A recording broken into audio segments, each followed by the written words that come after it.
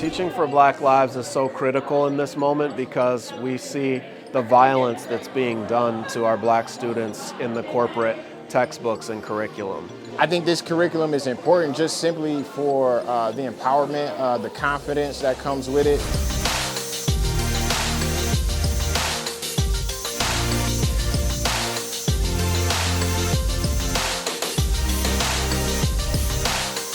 Being able to tell a young person that they come from greatness, that the story that they see is not actually how it played out, that there's something greater than what's being put in front of them.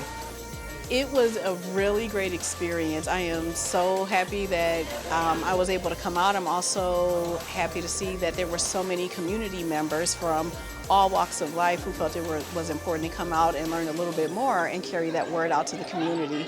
Because it's like, definitely at our school, it's majority black, and it's like, we learn about the same thing over and over, and it's kind of like we need to learn more about our history and where we come from.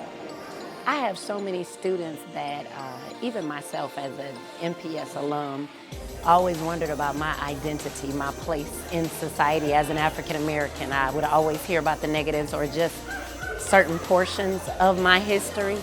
And I think it's important to know in the big picture, the grand scheme of things, how we've, as African Americans, helped to build this country, what inventions we contributed, knowing positive contributions that we made. I've heard that about other cultures, but I needed something to connect to, and my students need that as well. You were a big deal in the Panthers. Like, we wouldn't think of them as being as powerful as they were without a lot of the work you did. So thank you for your service.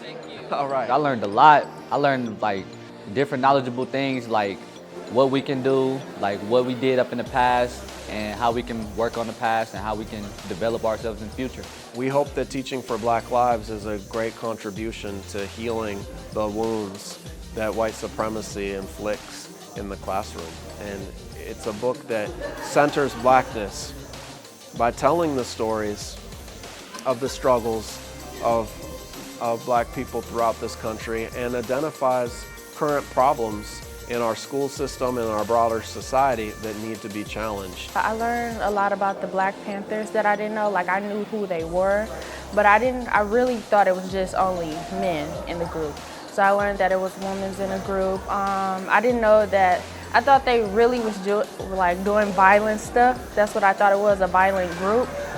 So when I learned today that they were like going out helping incarcerated people and feeding breakfast, yeah, that was kind of like warmed my heart.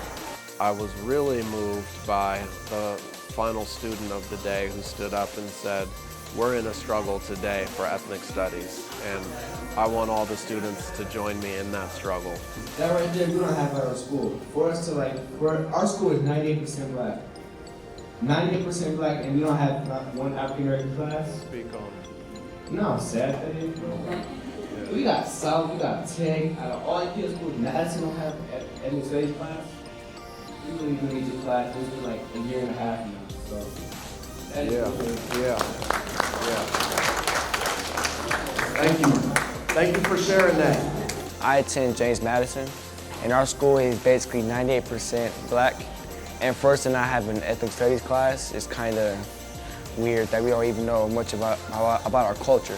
So we should have it so we can actually know more about Medgar Evers or Rosa Parks. You know, people know simple stuff about Rosa Parks, but there's a lot of stuff that happened in her life that you still more details about. That's exactly why I helped create this book.